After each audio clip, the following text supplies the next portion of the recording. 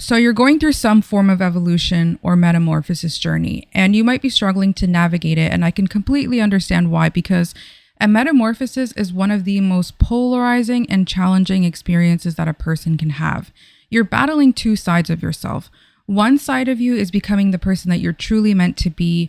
You're becoming more radiant, confident, and you're stepping into the new. It's a really exciting journey. But then there's this other side of you that's grieving your old self. You're afraid to let go of what no longer serves you. You're afraid to let go of what's comfortable.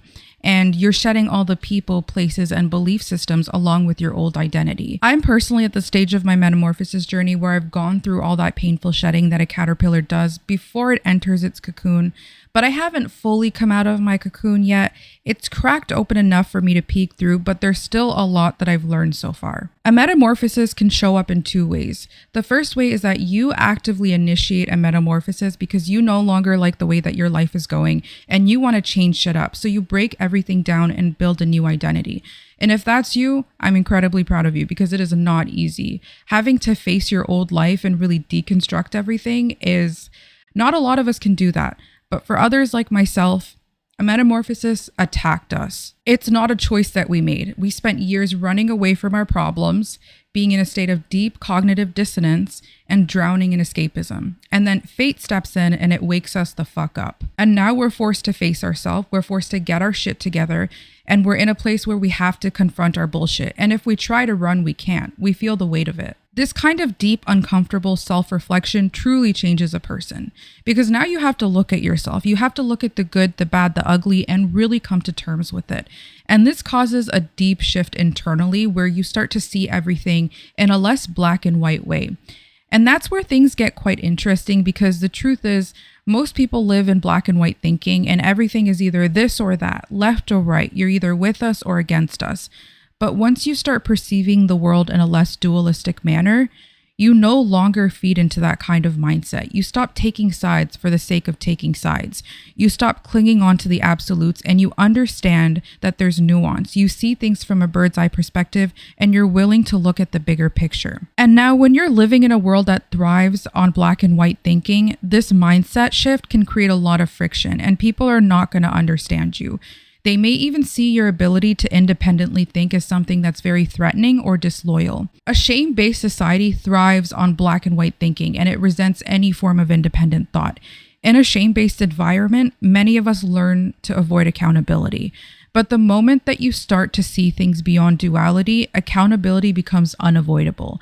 And that creates a lot of friction with people that are stuck in deep cognitive dissonance.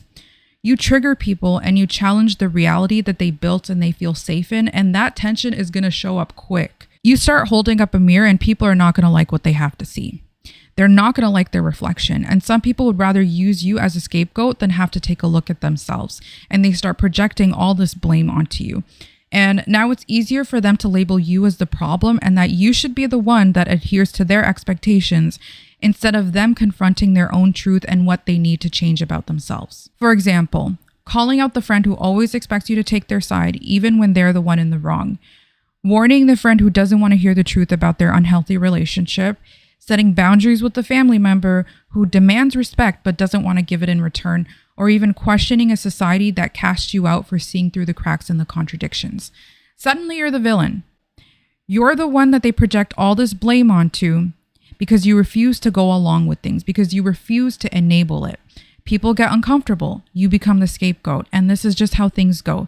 The truth is, growth requires accountability. And that can make people deeply uncomfortable because change disrupts what's familiar. And as a society, we have become so familiar with being in denial and rigid thinking.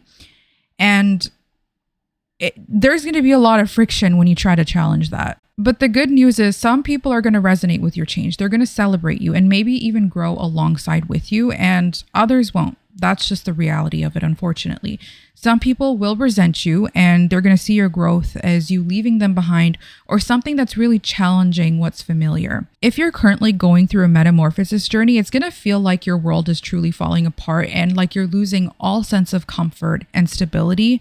But what's really happening is that you're being broken down so that you can rebuild yourself from the ground up again. And this journey is not one that's easy. I understand, but it is one of the most painful things you can go through.